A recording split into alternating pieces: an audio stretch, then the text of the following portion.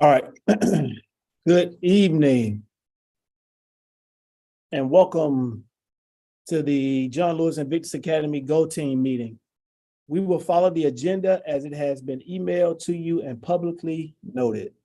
I am pleased to call this meeting of the John Lewis Invictus Academy Go Team to order. I will act in the capacity of interim Go Team chair for this meeting. Our first order of business, Our first order of business is to call roll. Ramon Garner will serve as the interim secretary for this meeting as well. The interim secretary will now call roll. Please respond present when your name is called. Ramon Garner, present. Taisha Laster. Okay. Cabricia Rump. Present. I see Ms. Laster is present as well. Rosalind Triplett. Present. Joyce Jones. Present. Sharonda Haddock. Present. Roy Cogdale. Present. Mark Vinson. Present. All right. The team will only be able to make official action if a quorum is present. Is there a quorum present? Yes, there is a quorum present. All right, we will now move into our action items. Action item A, approval of the agenda. Our first order of business is to approve the agenda.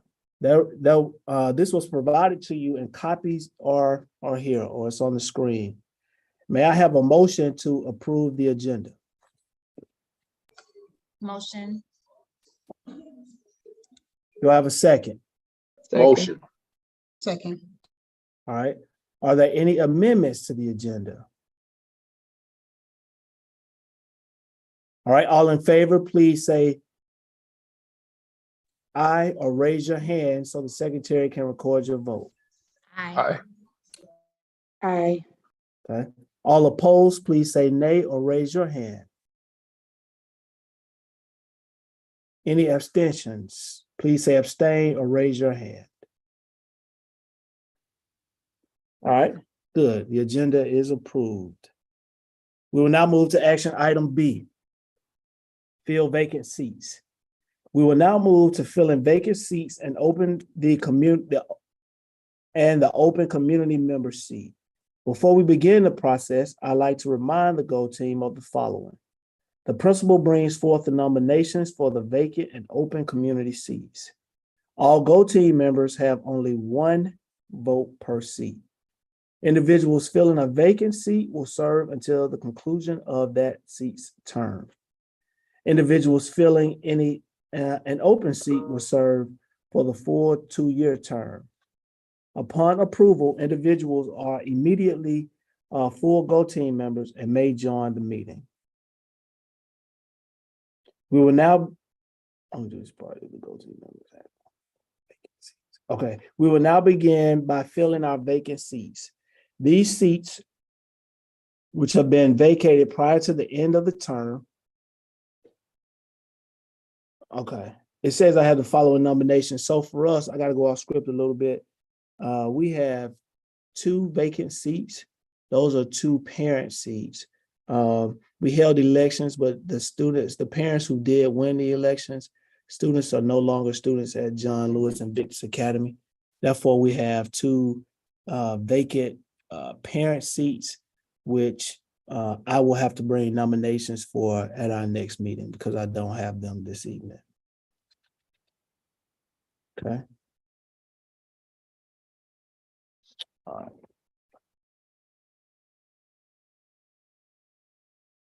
All right, we will now move to fill the open community member seat. This person will serve on the Go Team for a full 2-year term. And I'm not sure, Mr. Cogdale was on last year, so I'm not sure if I need to even do that because he's already been nominated. Unless there's another community seat. Ms. Kirkpatrick, can you come off and let me know? He was filling in for a seat that had been vacated. So, okay, he needs to be, okay, got it. All right. And there's only one community member seat, right? Not two? That's correct. All right, got it. We will now move to fill the open community member seat. This person will serve on the GO team for the full 2-year term. I nominate Mr. Roy Cockdale to fill the open community member seat. Does anyone have any comments or discussion about this nominee? And Mr. Cockdale, I want you to just come off and just tell everyone who you are and what you do in the community and for our school. Good evening, everyone. My name is Roy Cogdill. I work for the Grove Park Foundation as their volunteer coordinator, and I help coordinate our community engagement efforts across the neighborhood. So we work really closely with John Lewis Victus Academy in order to help our neighborhood thrive. And so I hope that keep being allowed to do that with you guys in the GO team and look forward to the next year. Thank you, sir. Any questions for Mr. Cogdale at all? All right. We will now proceed to vote on the nomination of Mr. Roy Cogdale.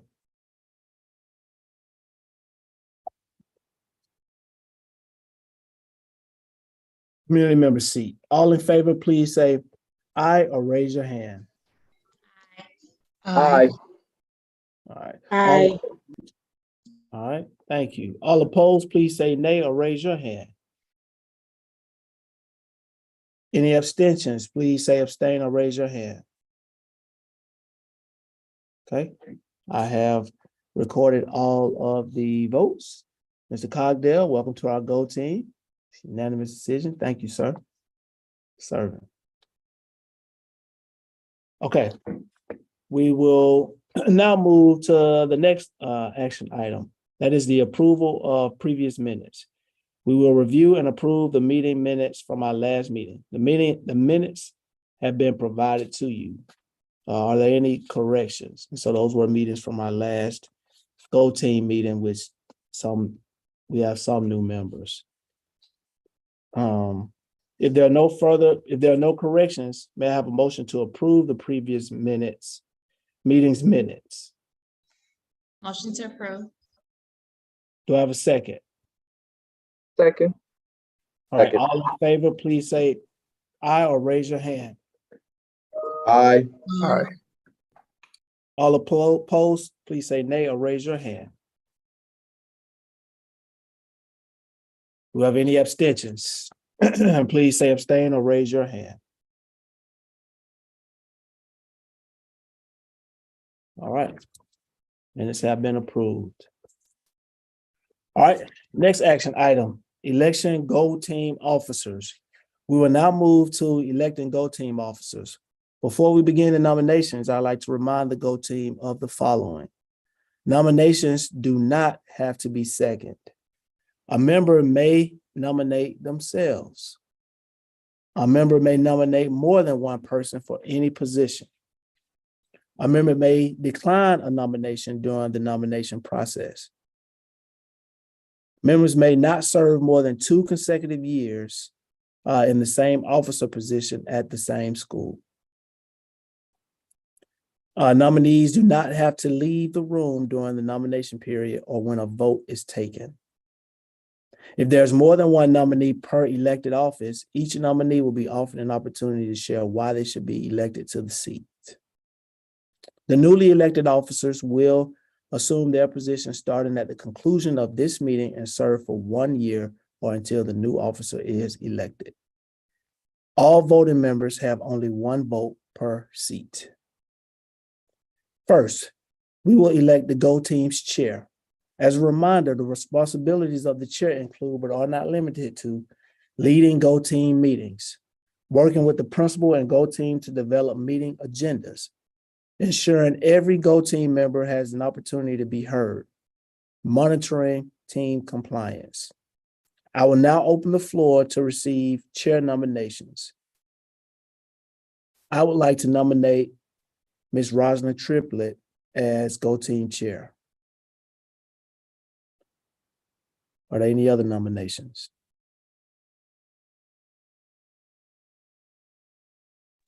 All right. If there are no- Clarifications, Ms. Jones did it 2 years in a row already? Yes. I think. Yes, she did. Laster is saying, oh, no, she was saying that, sorry. Yeah, Ms. Jones did it 2 years, consecutive 2 years. So that's, yes, to answer that question. If there are no further nominations, I will close the floor. We will begin the confirmation process.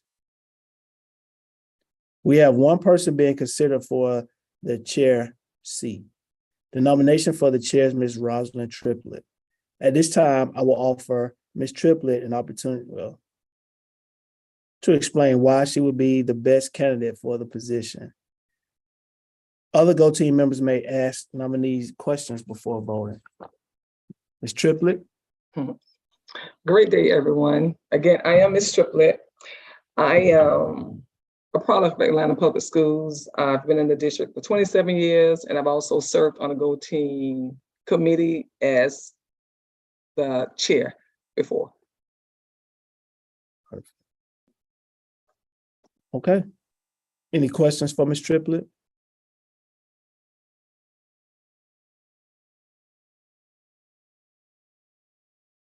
All right. It says we're doing this virtually. But it says, please raise your hand to vote for your choice for chair of our Go Team. All right. So if you voted for Ms. Triplett, I don't think I get a vote. Please raise your hand. Okay, I get to see everybody. Okay. Are there any abstentions? Please say abstain or raise your hand. All right. Congratulations, Ms. Rosalind Triplett. You will serve as the Go Team chair for this school year. Thank you. Congratulations, Ms. Triplett, and thank you. Mhm. All right, next. Now we will elect the Go Team's vice chair. As a reminder, the responsibilities of the vice chair include, but are not limited to, ensuring the Go Team follows parliamentary procedure, working with the principal and Go Team chair to develop meeting agendas, acting as chair if the chair is not present. I will now open the floor to receive vice chair nominations. I would like to nominate Ms. Rejoice Jones as our vice chair for our Go Team. Are there any other? I see another nomination for Ms. Jones.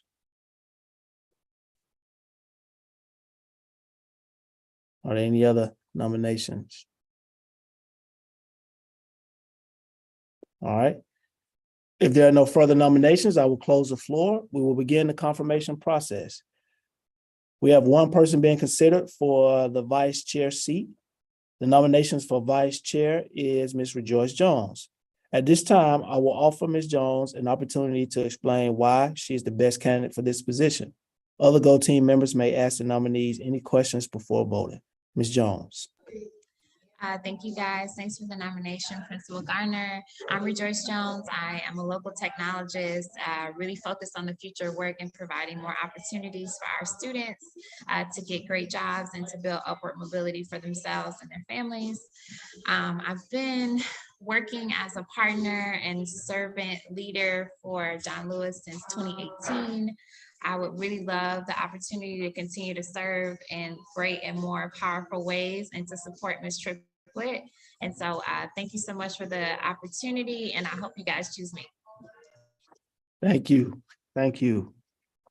All right, team. At this time, please raise your hand to vote for your choice for vice chair of our Go Team. I'd like to raise, okay, I see y'all hands. All right. All right, are there any abstentions? Please say abstain or raise your hand. Congratulations, Ms. Jones. You will now serve as the Go Team vice chair for this school year. Congratulations to you. Thank you. Thank you as well. Now we will elect the Go Team secretary. As a reminder, the responsibilities of the secretary include, but are not limited to, hosting Go Team documents, that means agendas, summaries, and minutes, to the website and at the school, taking minutes at Go Team meetings, and then ensuring the Go Team is in compliance with the Georgia open meeting laws. I will now open the floor to receive secretary nominations. All right, I see one Nominations for Ms. Haddock. I would like to nominate Ms. Haddock as well. Are there any other nominations? All right. If that, oh, I missed this. Do you decline the nomination? Okay. If there are no further nominations, I will close the floor. We will begin the confirmation process. We have one person being considered for the secretary seat. The nomination for secretary is Ms. Sharonda Haddock. At this time, I will offer Ms. Haddock an opportunity to explain why she's the best candidate for the position. Other GO team members may ask the nominee any questions before voting. Ms. Haddock. Good evening, everyone. I think I'm the best candidate for this position because I too, as Ms. Triplett, am a product of Atlanta Public Schools. And even further deepen that connection, I am about everything growing students in the community and particularly students here at John Lewis. So I am completely invested in seeing the school soar. So where I can, I am always willing to help. I'm a servant. That's my gift. So in any capacity where I am called, so I will be honored. Thank you, Ms. Thank you, Haddock. Jones. Absolutely. Thank you, Ms. Haddock. All right. Please raise your hand to vote for your choice for secretary of our GO team. All votes for Ms. Haddock, please raise your hand. All right. Are there any abstentions? Please say abstain or raise your hand. Congratulations, Ms. Haddock. You will serve as the GO team secretary for this school year. Congratulations and thank you for all your service. All right, next. Now we will elect the GO team's cluster representative. Cluster representatives may also hold another officer position, chair, vice chair, or secretary. As a reminder, the responsibilities of the cluster representative include but are not limited to attending all cluster advisory team CAT meetings, and there are approximately 3 of those, and then reporting back to the GO team on the cluster advisory team meetings. I will now open the floor to receive cluster representative nominations. I see one nomination for Ms. Rumpf. I see one nomination for Ms. Rejoice Jones. Are there any other nominations?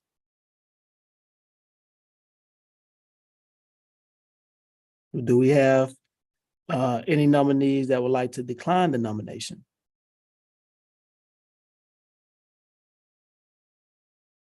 Okay. If there are no further nominations, I will close the floor. We will begin the confirmation process. We have 2 people being considered for the cluster representative seat.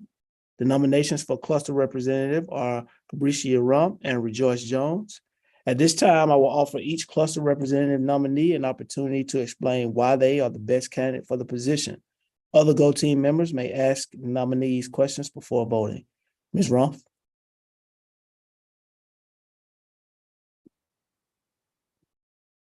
I think I saw Ms. Rumpf. Is she on? Ms. Rumpf on Yeah, mute. she's on, but I think she's on mute. Hold on, let me call her phone. Hold on. All right, while Dr. Vincent is doing that, I'll turn it over to Ms. Jones. Ms. Jones, tell us why you'd be the best candidate for this position. Okay, awesome. So I was really excited this year to remain as chair and to really like double down on my dedication to really like supporting the GO team and to really activating all of our energies and powers to let that leadership show and resemble for what we do in the school. And then when I realized that I was knocked off, it's fine. So just finding different ways to support not only like microly, but from a macro point of view. And so I think happy, I don't know if there's like a co-support for this, but just what I'm learning through our partnership with Atlanta Public Schools, and just having the capacity and capability to work both fast and deep for the school, and activating and being a representative for what we need, not only for John Lewis, but for the cluster. And so I would really love the opportunity to serve in this capacity and to represent us, and just like have the time to spend to make sure that our voices are heard. And so that's why I want to fill this vacancy. So Got it. Absolutely. I'm super into this room too, so I won't be mad, but so thank you. Were you able to get Ms. Rump? Hold on. Yeah, she just said she actually declined. She's having some technical difficulties with her stuff right now. Okay, okay. Can she put that in the chat or somewhere? If that's the case. I guess we could. I think I can hear her. Yeah, she's coming. She's trying to get her stuff together. She's trying to do it right now. Okay.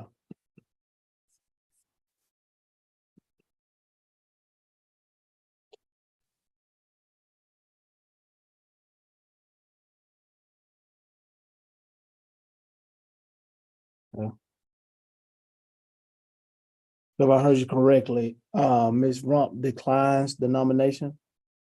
Yeah, she declines it. She's having some difficulties with her Okay. computer, I guess. Okay. And she's trying to decline it. She's trying to Hey, get back sorry, in. guys. Yes, I There she do is. apologize. I respectfully decline. Okay. Okay. All right. Well, at this time, please raise your hand to vote for your choice of cluster representative, which is the only nomination that we have is for Ms. Rejoice Jones. So please raise your hand if you agree or if you vote for Ms. Jones being our cluster rep. All right.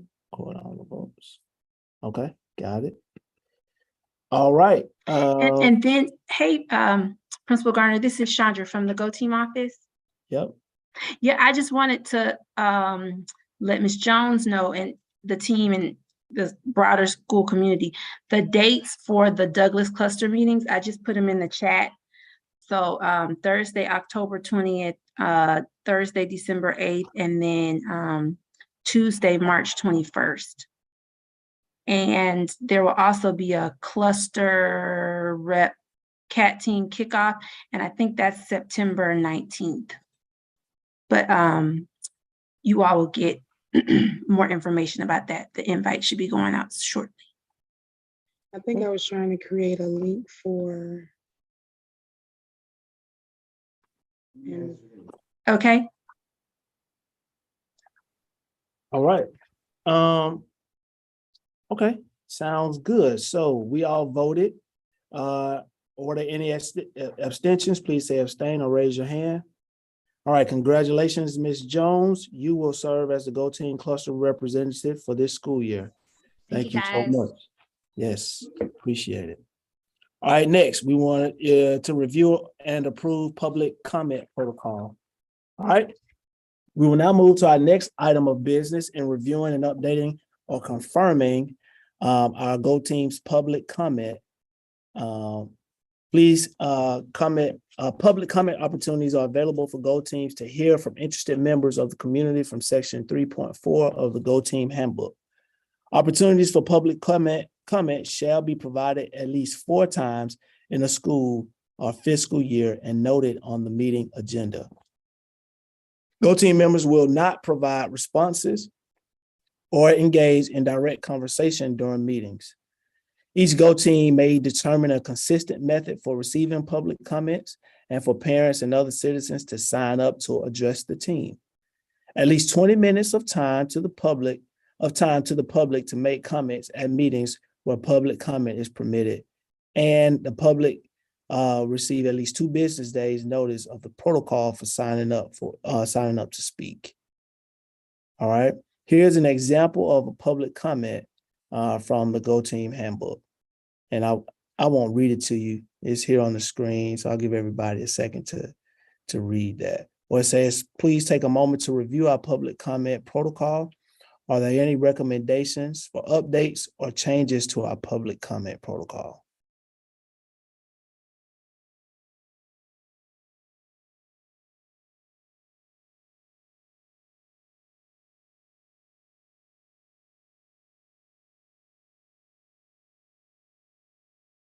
Okay.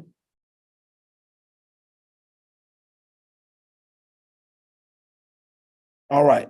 At this time, may I have a motion to adopt this public comment protocol?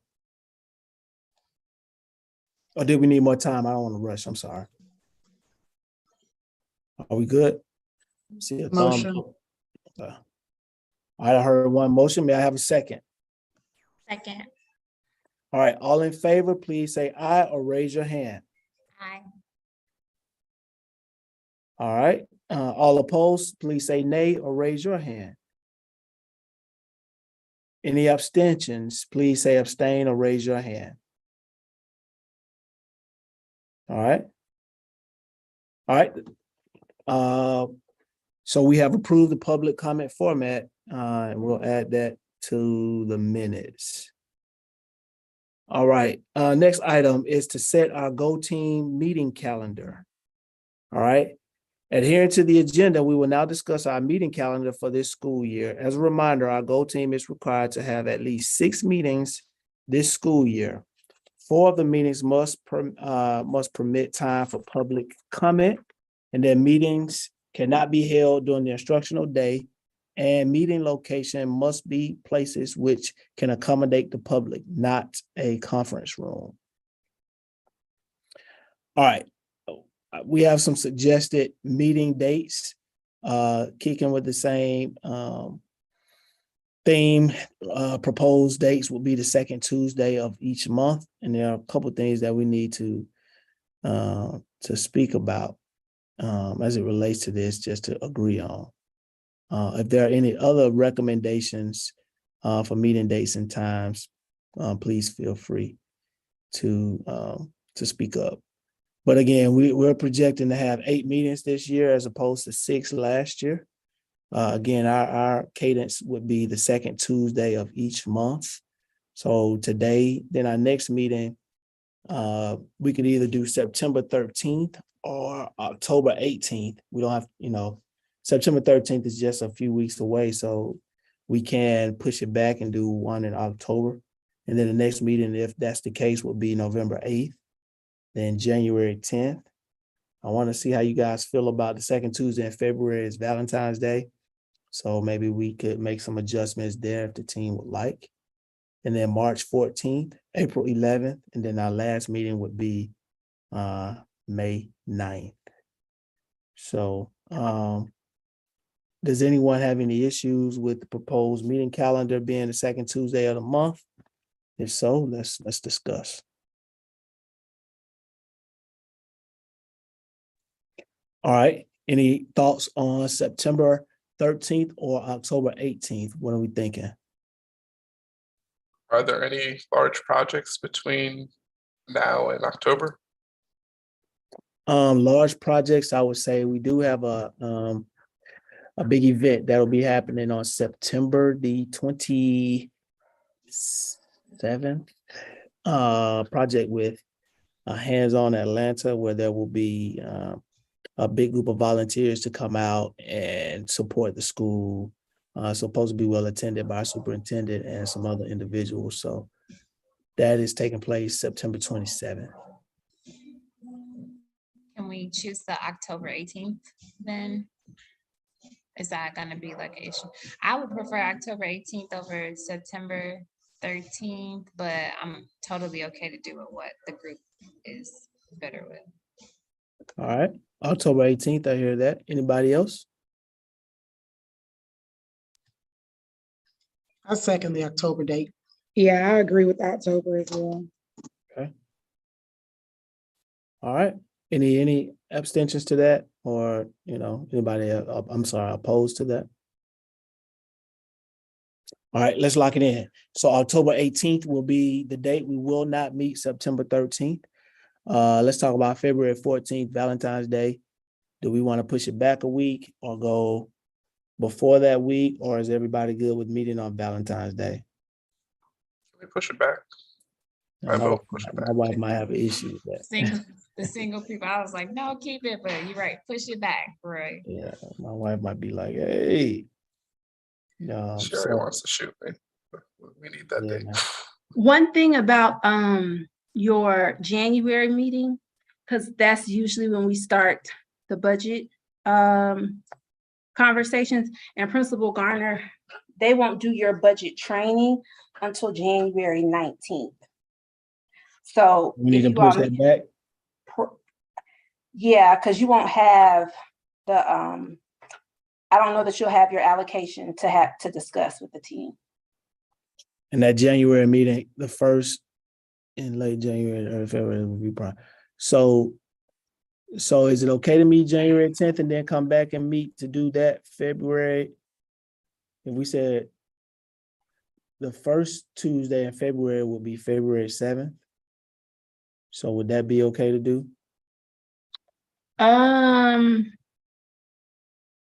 Oh, because that's supposed to be, okay, I see what Your you're saying. budget, right. Okay. So if So we you need to adjust the January 10th date. mhm.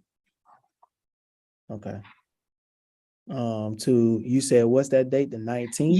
You'll get your budget allocation. I believe it'll be January 19th is the day for the training. So I would suggest after the 19th. Let's Okay. see. And the 19th is on a Thursday, so that next Tuesday will be January 24th.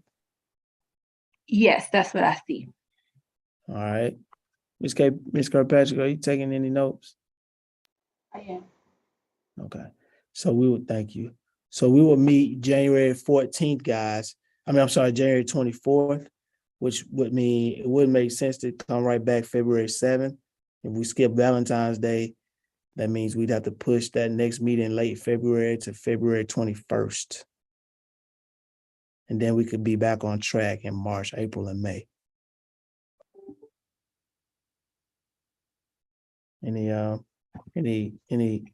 Anybody opposed to those adjustments to the meeting calendar? All right, well, let's lock it in. We'll go January 20. What did I say? January January 24th. 24th, and then pick back up February 21st. First.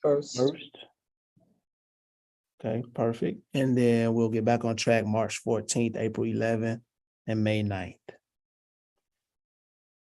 All right, principal budget training is typically in mid-January. That's what Ms. Gibson just said. Your Go team should plan on 3 meetings for the budget process. So the first in late January to early February to review priorities and budget allocation. The second in mid-February for draft budget presentation and Go team feedback. And the third in early March to approve the budget. Now we need to determine at which meetings we will allocate time for public comment. As a reminder, we must allow for public comment at least 4 times during the school year. Now that we have determined our calendar, may I have a motion to approve the calendar? Motion. Motion. All right, before we do that, let's pick which 4 meeting dates. We need to have we want to have public comment. I'm thinking maybe the October 18th, because it will be after that event. And so if anybody wanted to come on and have any questions about that or anything, that may be a good meeting time to do that. So October 18th could be one. And we need to have, we have to have 4 of them, correct? Yes, sir. Okay. Any ideas on when the others would need to take place? I know we need to have one after budget, right? So if anybody in the public wanted to say anything about that. So maybe we have 2 in first semester and 2 second semester. So we do October 18th. November. Then do the next one, just 2 back-to-back, November 8th. And then what about the 21st and the 14th, February, March? Perfect. Sounds good to me. Anybody opposed to that? October 18th, November 8th, then January 27th, I believe, whatever that date is. 24th. 24th, I'm sorry. And then February 21st. I Is that what you said? No, the 24th of January, that's the one we're having for the budget meeting, right? Yes, So we're gonna do the 21st February. got it. Okay. I would And what would only be the like, next? excuse me, Principal Garner, I would only suggest maybe that last meeting, we pushed a little bit. Supposed, just because like, I feel like a lot of things happen in the spring and maybe we have new ideas of what we want to curate for the next year. And that may give like people space and time to talk about it. I don't know what you think, because I felt like last year there was some, new policies that we wanted to put in place that maybe if we have like some feedback before, it can help inform some of the decisions. But that's just my vote for the last meeting being a little bit closer towards the end of the year. The May 9th, the only, Ms. Jones, I think it's a good idea. The only hesitation that I have is, as you said, that's a really busy time of the year. So that's when, we got the student graduation ceremony and the proms and the trips. And Well, let's do it February. okay. That's fine. I just wanted to put that out there, but we don't want to make it a burdensome thing. No, so I want to make sure what I thought you was hearing you say is move back the May 9th date to a later date. Is that what you were saying? Or make May 9th the public comment? The public comment. Oh, okay. I'm sorry. Oh, we were saying two different things. I'm fine with that. I'm fine with that. Whatever, we want to do as a team, I'm fine with that. Ms. Triplett, what, any So thoughts? 1, 2, 3, 4. May instead of November? You're not limited to 4, so y'all could just have public comment at both meetings if you wanted to. All right. So let's do this. Do we want to keep it at October 18th? We could just do the first one, November 8th. And then I like what Ms. Triplett said, February 21st. And then what was the other one suggestion you had, Ms. Triplett? It was the 14th of March, I think. So scratch October. So we go November, February 21st, March 14th, and then May 9th. Okay. That'll be 4, right? Yes. Okay. All right. And did you guys confirm the time? Thank you. 5 p.m. is the time that we normally go. Is that too early, or do we need to make any adjustments? It's fine with me. All right. 5 p.m. is fine with me as well. All right. Now that we've determined our calendar, may I have a motion to approve the calendar? Motion to Motion. approve. May I Motion have to a approve. second? Motion to approve as well. I second. All right. All in favor, please say aye or raise your hand. Aye. Aye. All right. All opposed, please say nay or raise your hand. All right. Any abstentions, please say abstain or raise your hand. All right. Please enter these dates into your personal calendars so that you do not forget. But we'll always have to have notice before the meetings, and we'll make sure we let everybody know. Please make sure you lock these in on your calendars. All right. A few more things and we'll be done, guys. All right. Next, we need to review, confirm, update, and adopt Go Team norms. All right. Now we will determine our Go Team norms. We'll begin by reviewing the initial Go Team norms. All right. Here they are. Again, I won't read them to you, but I do ask that everyone reads them. And if you have any changes to the norms, let's talk about them now.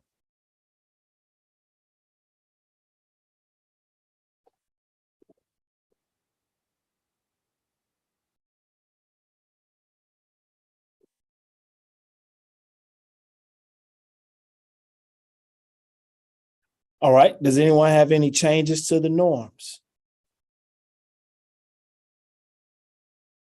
Okay.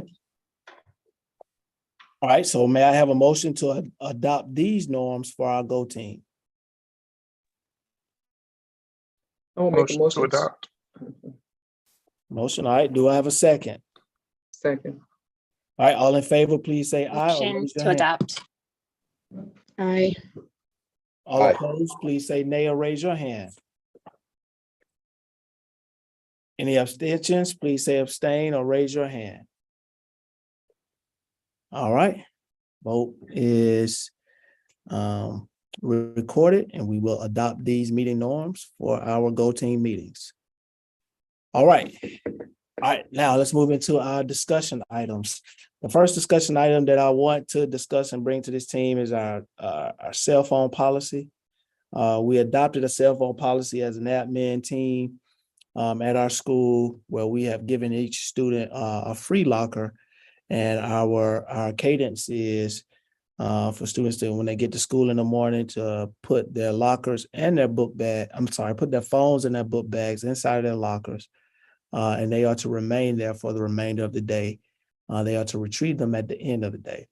It's not, perfect. We are still having some issues with enforcement of that on a day-to-day basis, but it is something that we are going to continue to push.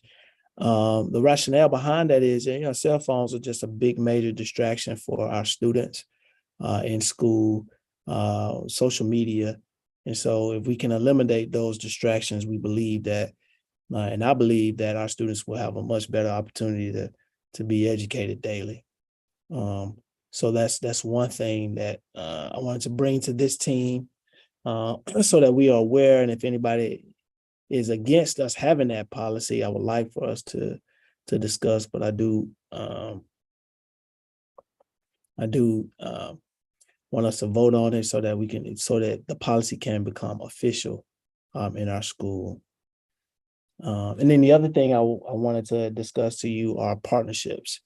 So partnerships are something that we thrive on, and we have some really great partners like Grove Park Foundation who do, some amazing things for our school. And we have some other partnerships. We're trying to get a partnership with Chick-fil-A. We have a partnership with the West Side Falcons. We have a partnership with I don't want to say the wrong name. It was formerly the West Side Community Center, but that is not the name anymore. But we do have a partnership with them as well. It slips my mind the official name. But we need more partners. Future Fund. Is it Westside Future Fund? No, not West Side Future Fund. It used to be the old West Side. It slips my mind. I can see the attorney DeBar Johnson right now. She always comes out and supports us. Just can't think of the name of the organization. But I was mentioning that to say we need, and Rejoice partners with us as well, but we need more partnerships. And so that's one of the jobs that Ms. Lori Miller does have. But if anybody is connected to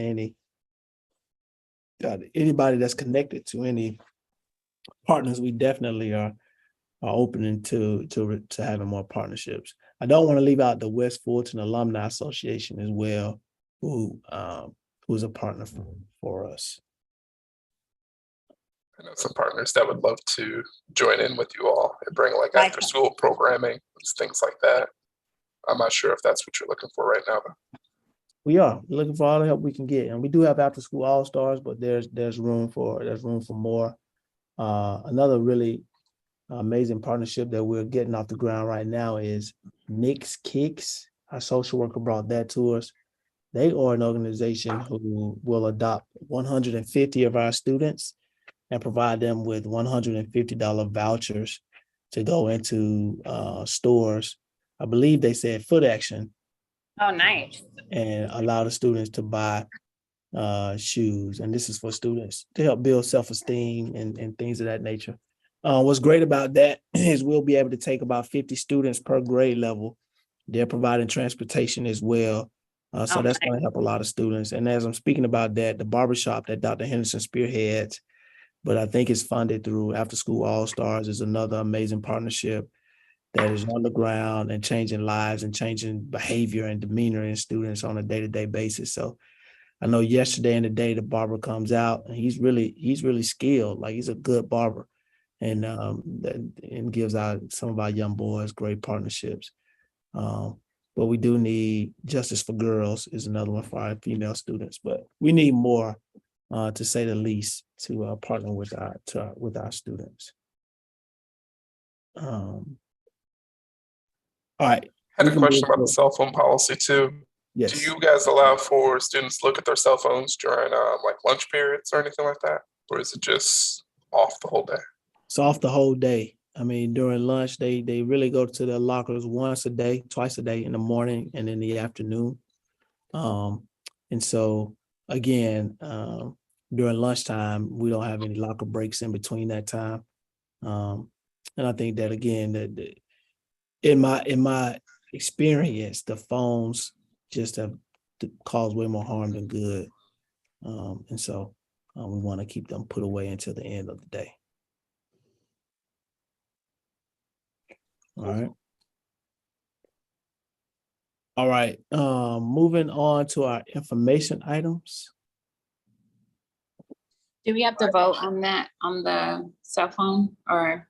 Oh yeah. So Ms. Gibson, can you hear me? I can hear you. Can we make a vote on the cell phone policy now? I thought you said you had already put it in place. I have. So yeah, at this point, the team wouldn't be voting on it, if it's already in place. Because it could just be a little bit confusing. You see what I'm saying? I do. Okay. Okay. All right. I have another question, but I'll ask off. Yeah, we'll talk. Okay. Okay. All right. Okay. Yeah, and that is right. Right now, it's a protocol and not an official policy. I wanted to make it an official policy, but is that not the time to do it, Ms. Gibson? No.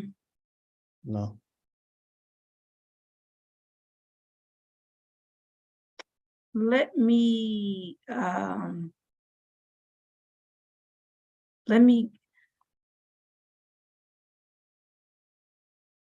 circle back with you. Okay.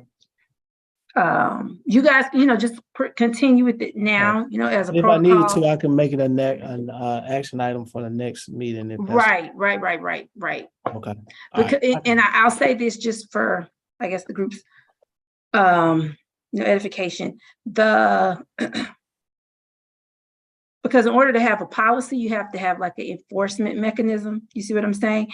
And so usually when it comes to things like that, as far as things that have been directly kind of relegated to the Go team from APS's board, that would just be like the uniform policy. You see what I'm saying? So it would be a little bit different because like technically, like let's say you have the cell phone policy, but then if someone breaks it, then what would be the consequence? So I need to bring all of that proposed to. Well, I guess like in order to have a consequence, then it would probably be something that would have to be outlined in the code of conduct, right? Okay. And that's a district level. Got it. So that's why I said we'll touch base and then figure out the best approach as far as making that kind of like an official policy at the school. Perfect. Yes, ma'am. Okay. Got it. All right, we'll move on to our information items.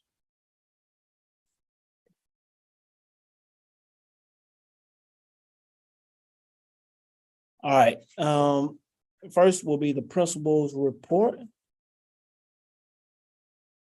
So there are a few things topics that I want to share with you.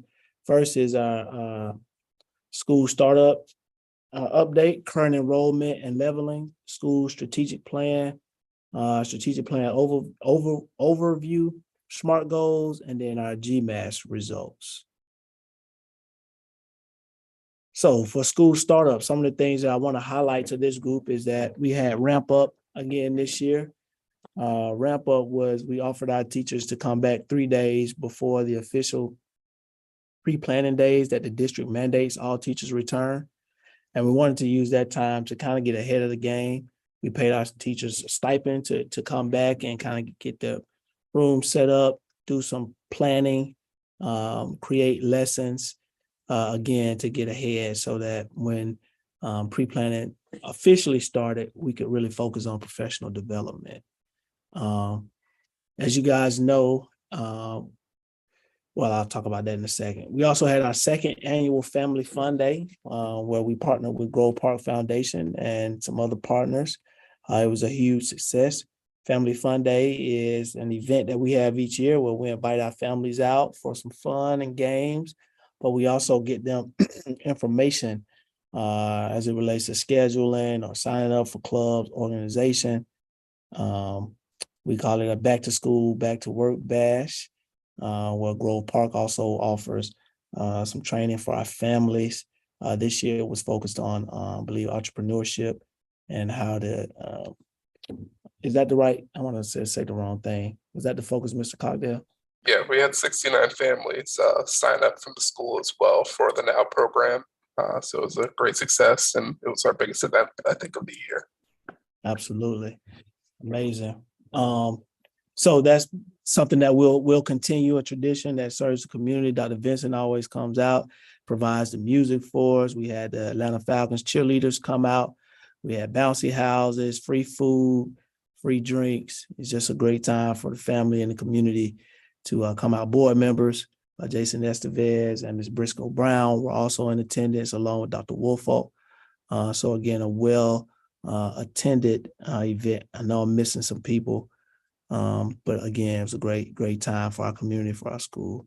We also did a community bus tour where we brought all of our new teachers and veteran teachers. We rented shuttle bus and we took them around the community to let our, not for sympathy, but we want our teachers to understand, where our students are coming from, where they live, and the need, how important it is for us to provide quality education on a day-to-day basis. So that was a success as well. Thank you to Ms. Kirkpatrick and Dr. Vincent and the other teams who were able to help provide that tour.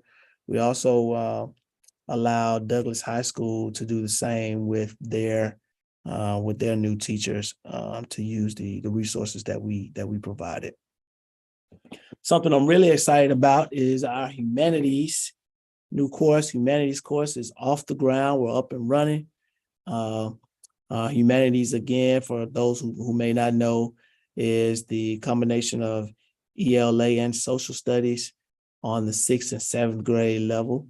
What I like about that is that it spreads us out so that now instead of having 4 3-man teams, 3 4-man teams, we have 4 3-man teams. What I mean by that is we have 4 teams of science, math, and humanities. So we were able to collapse the social studies class on 6th and 7th grade, add that time back onto the core classes to give us longer class periods, which allows our math, science, and humanities teachers to have more time with kids in areas where they have deficits. And we also are doing our intervention during that time as well, during the first 20 minutes of math and ELA or humanities classes. And so it has not been easy, but we have gotten it off the ground. We're super excited about the results of having and offering that course for our students.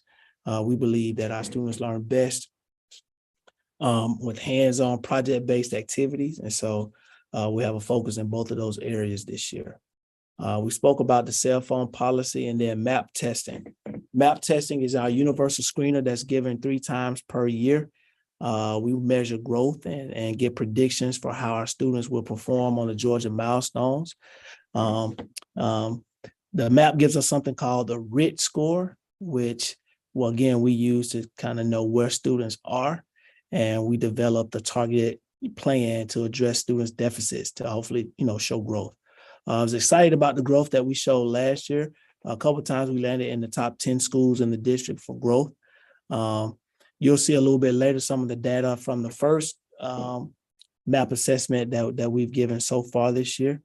And so the future is bright, right? We're definitely moving in the right direction. We have to have a 95% take rate. That is a district mandate. Each time we give the MAP assessment, 95% take rate is also what the state requires for the Georgia milestones. I'm happy to say in reading this year, we hit a 97 point, whatever it was, take rate for reading. And in math, we were 94.6. So I take definitely responsibility of not having more kids. It was a little confusion. I thought we had hit it in both areas, but we were just 0.4 of a point short and on the math take rate.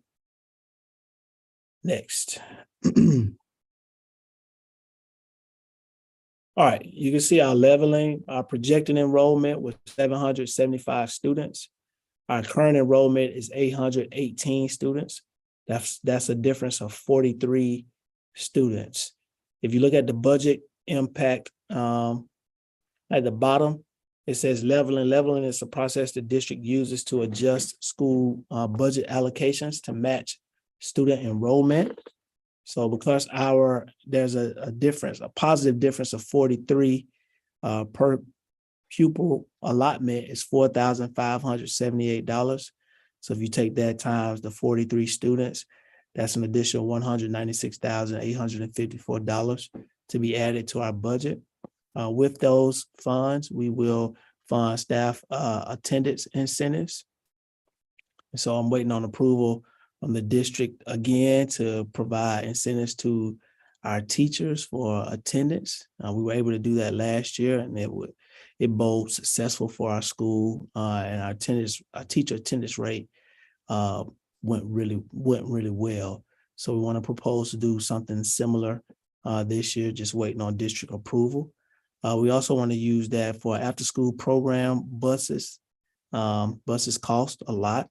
And so it's important that we have transportation for our students every afternoon so that we keep them here at school and they can get more tutoring, have dinner in a safe and orderly environment, and then go home, get rest, and come back to school.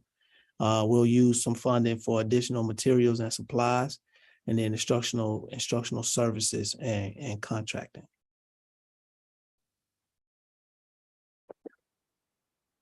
All right, our strategic plan for this year.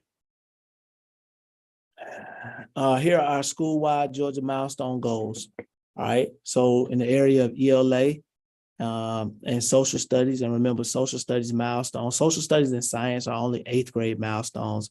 In 6th and 7th grade, we only take ELA and math. All right, so by May 2023, the following percent of students will be developing and above learners on the Georgia milestones. Our goal is 38% of our students be developing plus learners by the end of this year in 6th grade. And our goals fluctuate between 3 and 5% higher than where we landed this past year. All right, for 7th grade, it is 43% developing plus. For 8th grade, it is 49% developing plus. All right, in 8th grade social studies, it's 49% of students will be developing plus learners on the Georgia milestones.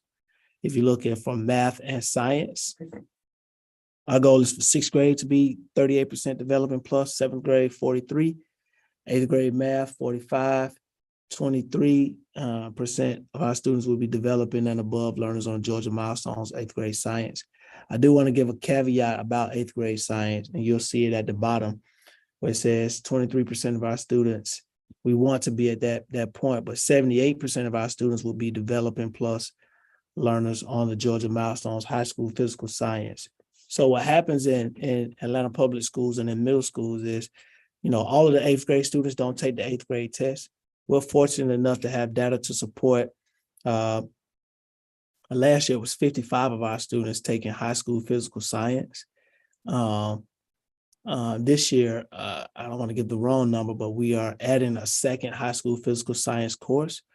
And so what that means is those students, if you have 60, 75 of your eighth graders taking the high school physical science test, they don't take the normal eighth grade test, right?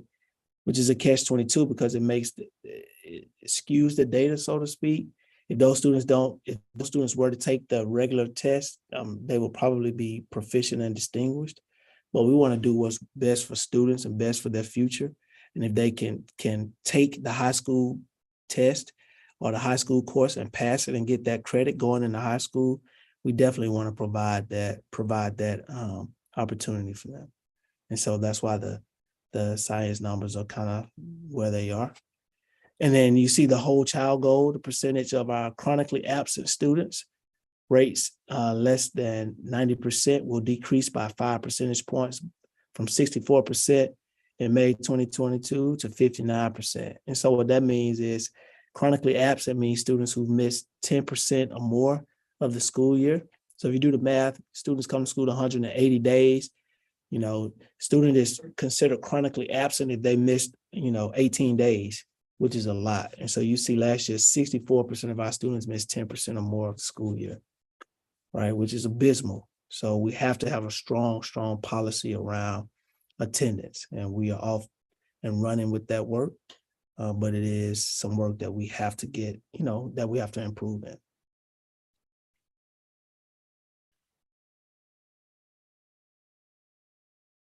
All right, strategic plan for instruction. As you can see, we've launched a humanities course in 6th and 7th grade to provide daily interdisciplinary learning opportunities in the content areas of ELA and social studies. You can see the persons who are responsible for that work, the timeline, evidence and artifacts, and then how it aligns to our district's APS 5. The next thing, we're implementing our Tier 1 intervention instruction, which is aligned to the APS standards of service in the ELA and humanities classes daily. You can see the individuals who are responsible for those as well, the evidence and artifacts that we'll have as a result of this work, and then how it supports our APS 5. Our next one is to implement classroom strategies that align to personalized learning, which is also a part of our district. We are Wave 1 personalized learning school. Our focus is targeted instruction. And so you can see again, the individuals that's responsible, what the evidence is, student data trackers, which we're in the process of doing right now, and small group instruction, and how that aligns to our APS 5. Our next strategy is implementing the no-nonsense nurturer approach, which is something we implement school-wide for behavior management. We focus on positive narration and precise directions. Our instructional coaches have been trained, and that is something they have in their tool belt. So when we walk inside of a classroom, if we diagnose that a teacher may need support with classroom management, this is our strategy, no nonsense nurturer, okay? And then this year we have a new media specialist, Ms. Ebinger, and we're focused on accelerated reader to foster students' love of reading. We want all students with a book in their hand. We have classroom libraries in addition to books inside of our media center.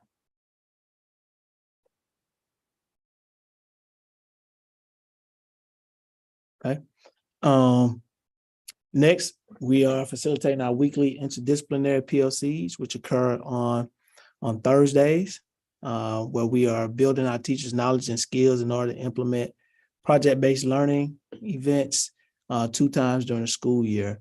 Ours is Invictus City is our first theme, where our teachers actually spend time building models and going through what our students would be learning for PBLs over the summer.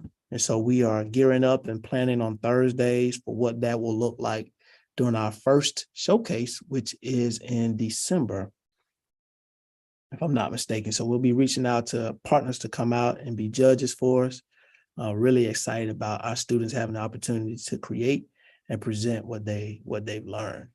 We facilitate PLCs twice a week, Mondays and Fridays. PLCs provide collaborative planning for our teachers, and also where we disaggregate data from assessments that we give. Our instructional coaches give feedback to our teachers, lesson plans weekly as well. We also conduct bi-weekly data analysis on common assessments. We provide one-on-one coachings to teachers to increase rigor. And we provide trainings and PL for our teachers and staff for PBLs, personalized learning, and data analysis. A lot of good things. Next.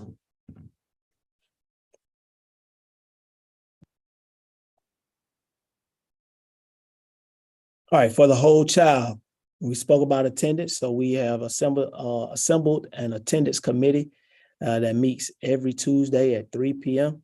Assistant Principal, Mr. Clark, leads that team.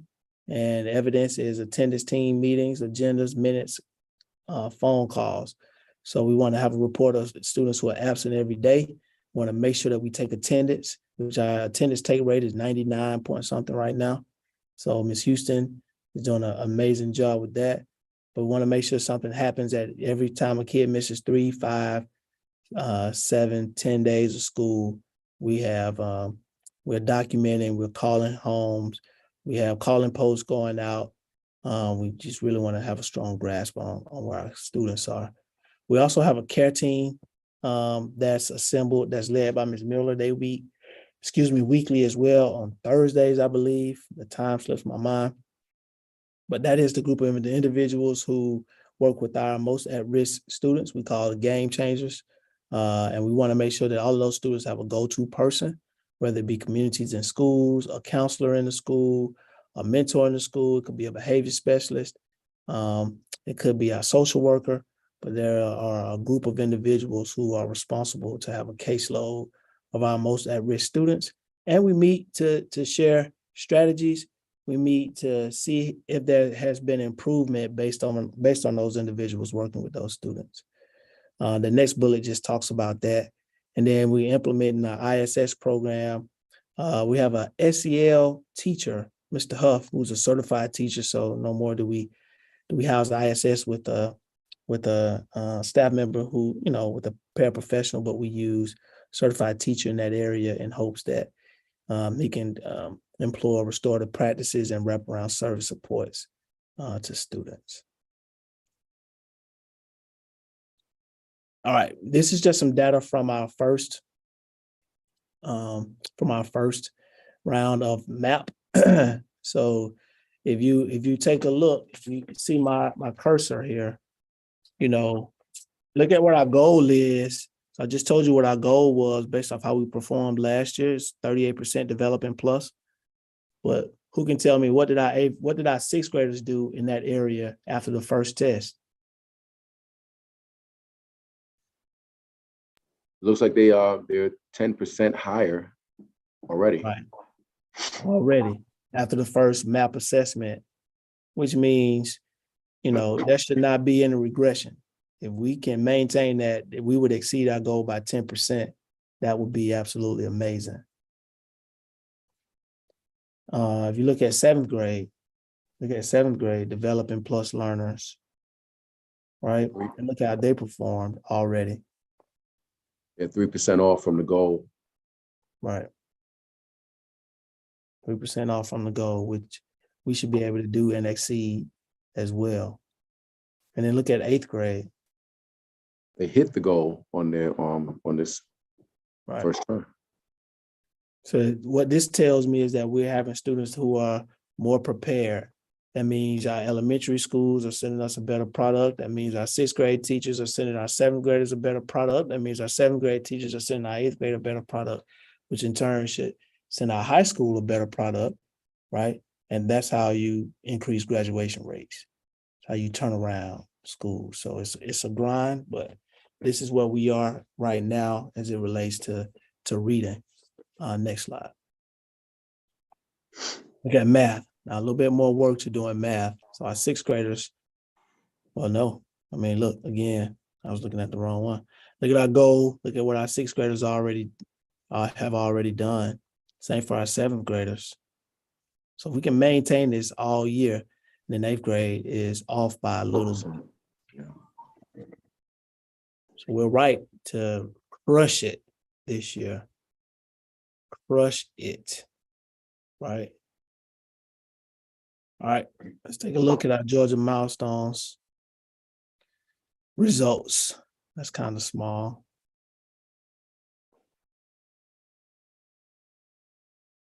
I know Ms. KP is trying to make it bigger. I don't have access on this computer, so I won't be able to make it bigger. You won't be able to. Okay. I have to get this out to you as I'm squinting my eyes, but I can tell you that if you look where my cursor is, this represents 6th grade ELA. So you can see this is a historic view going back from 2016, 17. So we had about, 2016, 17, there was 27% developing and above, and it went up 2017, 18 to 34.7. Then it dropped a little bit, 2018 to 32.7. And then we went up just a smidget by a tenth of a point to 32.8, which sets us at a 5% goal this year of 38%. But now we just saw in reading the 6th graders were already at 48% after the first assessment. We know it's not the Georgia milestones, and I don't know what was on that test. However, it speaks volumes to our potential. If you look at math, same, we went down a little bit in math from 2018-19, where the school was at 37.4. We only landed at 32.7. So our goal again is 5 percentage points, 38%. But our 6th graders are coming in a little bit sharper, seems like. We take a look at 7th grade. We dropped 0.4 of a percentage point from 2018 to last year. So our goal again is a 3%. I know, Mr. Cogdale, I can see it a little bit. Our goal is a 3% percentage gain in 7th grade ELA. If you look at 7th grade math, and I'll send this out to you so you'll see it on a larger scale. But 7th grade, we increased from 2018-19 from 38.5 to 40.6. So we have a 3 percentage point goal again to hit 43%. But again, in math, they've already exceeded that if we maintain. Our 8th graders, we increased by 3% from the last time the milestone was given in 2018-19 before the pandemic. So we set a 3% goal of 49% for that. 8th grade math, we increased by 8 percentage points from the previous year. It was only 21%. We hit 28.7 last year. And so we have a very aggressive goal of 15 percentage points for this year. But we know the kids that Dr. Vincent sent us have the potential to hit and exceed that. So we have a very aggressive goal for 8th grade math. And then science, we went up by 5%. In social studies, we increased by 11.3%, which is really high. That's amazing. And then we talked about science, we increased by 5%. And again, I'll send these charts out to you so you can see it. Green is what we're looking for. So anytime you see red, that's not a good thing. But I'll tell you, out of 1, 2, 3, 4, 5, 6, 7, 8, 9 areas, we only saw a decrease in 1, 2, 3 areas. And that was 6th grade ELA and math, and just barely by a smidgen in ELA 7th grade by 0.4 of a point. So it was predicted that we would see all of these drastic losses in schools because of the pandemic. We were able to pretty much maintain, and in some areas do really well. Next.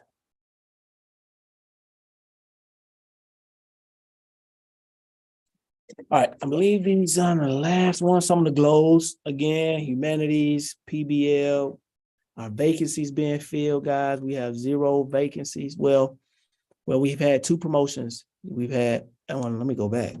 We actually had 2 assistant principals be promoted to principals this past year. So I want to shout out Mr. Fuller and Ms. Green. They are now principals in our district. But not only that, we were able to bring in 2 new assistant principals, Ms. Shawante Mitchell for 6th grade and Mr. Robert Clark for 8th grade. We filled all of our vacancies, but I think the biggest thing that we've been able to do is fill our vacancies with top talent to go along with the returning talented teachers that we have. So one of our biggest strengths is our teacher capacity here at John Lewis. We have some great teachers. I don't think, we didn't miss the ball at all. Typically we have to get brand new teachers. We have 1 brand new teacher that's new to teaching. Everybody else has some experience, and they have come in and been able to join in with our cast of veterans who have returned for a good teaching group here at our school. Our athletics football team has 48 boys, I believe, which is probably double the amount. We had a big win our first game last week. We beat Best Academy 32-0, 32-0 at Best Academy. So we were really excited about the performance of our kids. Our cheerleaders look absolutely amazing. We have a large group of cheerleaders. I forget the total number, but they look good. They look in sync. Everybody's been practicing all over the summer. We had our first pep rally this past week. It went well. It was turned up, as the kids say. Dr. V kept the party going. We had students just having a good time being kids at school, which is what we want to see in a safe and orderly environment. Then I would say the other glow would be our climate and culture. We still have our Oasis rooms. We provided snacks and things for our teachers to be able to grab during the planning period. It really made my heart feel good to see our teachers using our Oasis room and sitting in the massage chairs and taking a breather while here at school.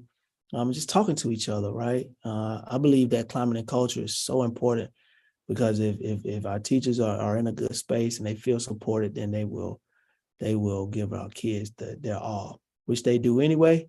But I want to make sure that they feel supported in doing that. And then some of our goals, student attendance is something we have to, face head on. Conflict resolution, we still have a small nucleus of our students who we have to work on how to resolve conflict without, fisticuffs, but we're working on it. We're not gonna give up on them. And we are working to get that going. Parental involvement, we have to create more opportunities for our parents to be able to come up to school, be a part of the school, be a part of what we're doing.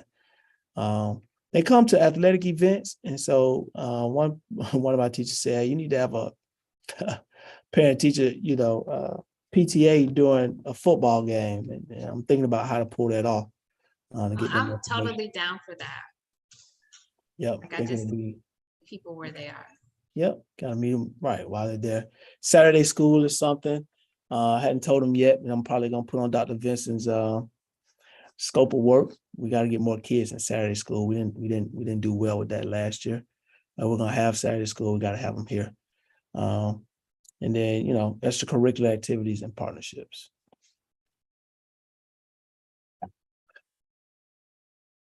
All right.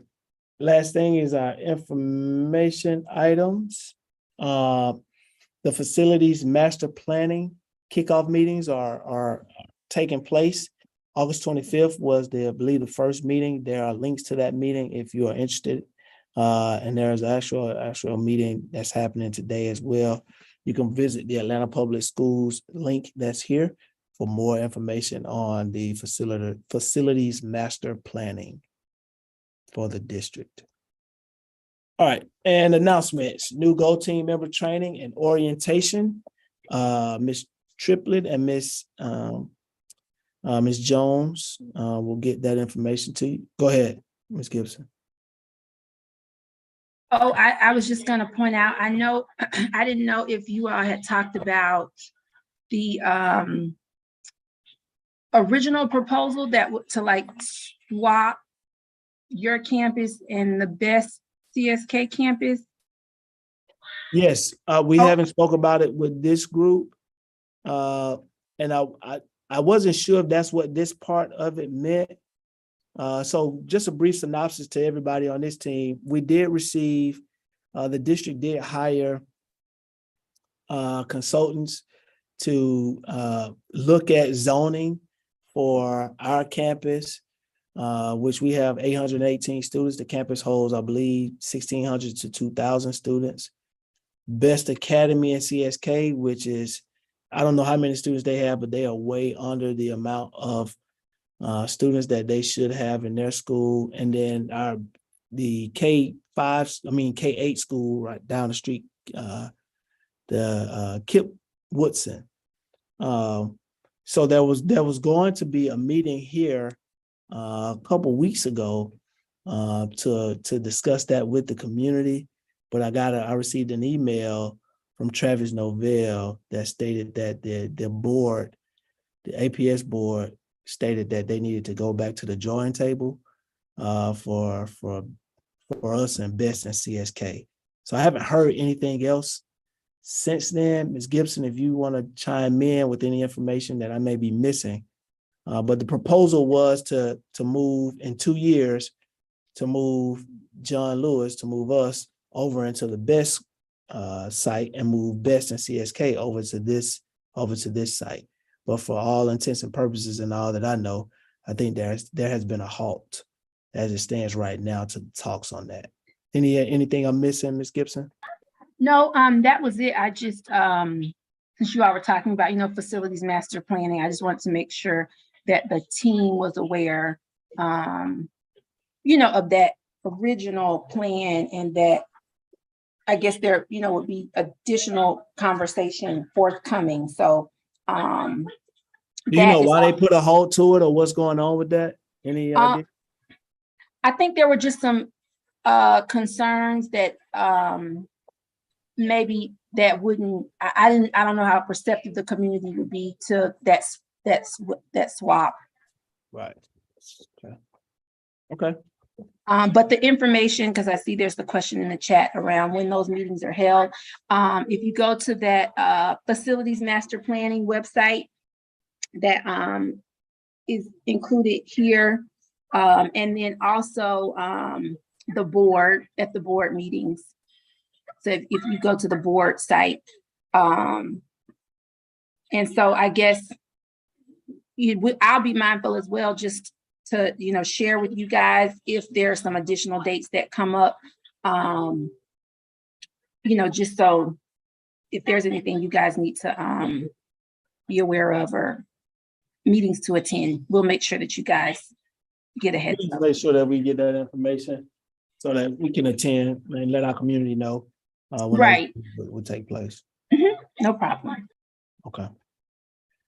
All right. Okay. New Go Team member orientation. We'll get the dates to everybody that's new that has to do that. Student success formula, task force feedback opportunities. Email sent from APS school governance office, and then deadline to register is Friday, September 2nd. That's the deadline to register for what, Ms. KP? Do you remember?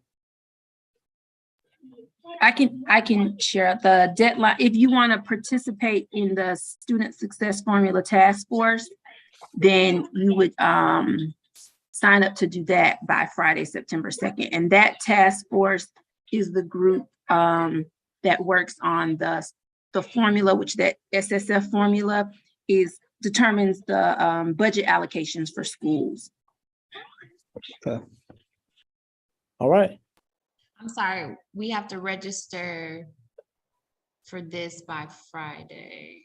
And you sent this over, Ms. Gibson? Yep, it came out, I think it was either last Thursday or last Friday from the Go Team office. I think it was like opportunities for input or something like that. Was the email. Yeah. Okay, thank you. We forwarded to the whole Go Team as well, so you'll get it today. Okay. All right. What else? Is that the last slide, Ms. KP? All right. Any questions?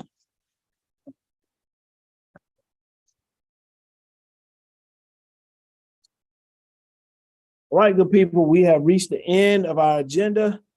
Is there any additional business at this time?